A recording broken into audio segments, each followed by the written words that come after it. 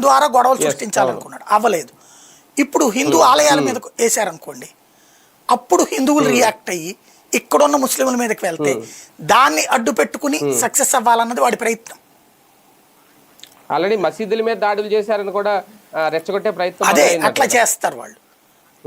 అంటే ఇక్కడ ముస్లింలు కూడా అప్పుడు అది వాడి ఉద్దేశం. వీళ్ళు కూడా ఒకటేంటంటే బైఫర్కేషన్ చెయ్యాలన్నట్టు, ప్రత్యక్ష యుద్ధంలో గెలవలేడు కాబట్టి ఆ రూట్లో ట్రై చేయొచ్చు. మొన్న వాళ్ళ ఎవరో అయోధ్య టెంపుల్ ఇట్లాంటివి కూడా మాట్లాడుతున్నారు కదా ప్రధాన ఆలయాల మీదకి ఏదైనా. కాకపోతే అంత దూరం వాళ్ళు రాలేరు.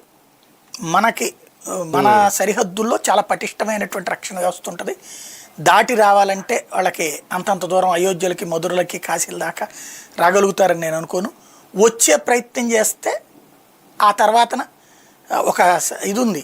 అటల్ బిహారీ వాజ్పేయి టైంలో ఇప్పుడు ఇట్లాగే ఈ నిన్న కవాజాగాడ్ లాంటి వాడు మాట్లాడినట్టు అణుబాంబులు మా దగ్గర ఉన్నాయి అది ఇది అంటే, అప్పుడు ఒక మాట చెప్పాడు, ఎస్ మీ అణుబాంబు మీ చేతిలో ఉంది, మా దేశంలో కొంత విధ్వంసం సృష్టించగలరు మీరు, కానీ ఆ తర్వాత సూర్యోదయం ఉండదు పాకిస్తాన్కి అని చెప్పాడు ఆయన.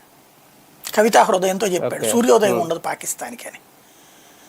వాడి అణుబాంబుతో మన దేశంలో కొంత పార్టీని దెబ్బతీస్తాడు. మన అణుబాంబు వేస్తే పాకిస్తాన్ మొత్తం కలిపి ఒక్క బాంబుతో లేచిపోద్ది.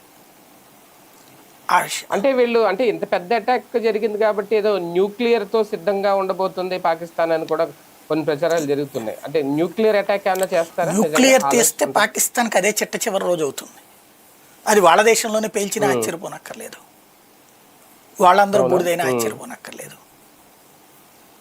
అంత సాహసం చెయ్యదు. అంటే ఒకటి సార్, అంటే ఈ రోజు ఇది జరిగిన తర్వాత ఒక రిటైర్డ్ మేజర్ ఒక ఆయన చెప్పిన మాట విన్నాను నేను. దాదాపు 30,000 మంది ఉగ్రవాదులకి శిక్షణ ఇచ్చి తయారు చేసింది పాకిస్తాను. ఈ దాడులు జరిగిన నేపథ్యంలో వాళ్ళందరినీ ఈ స్థావరాల నుంచి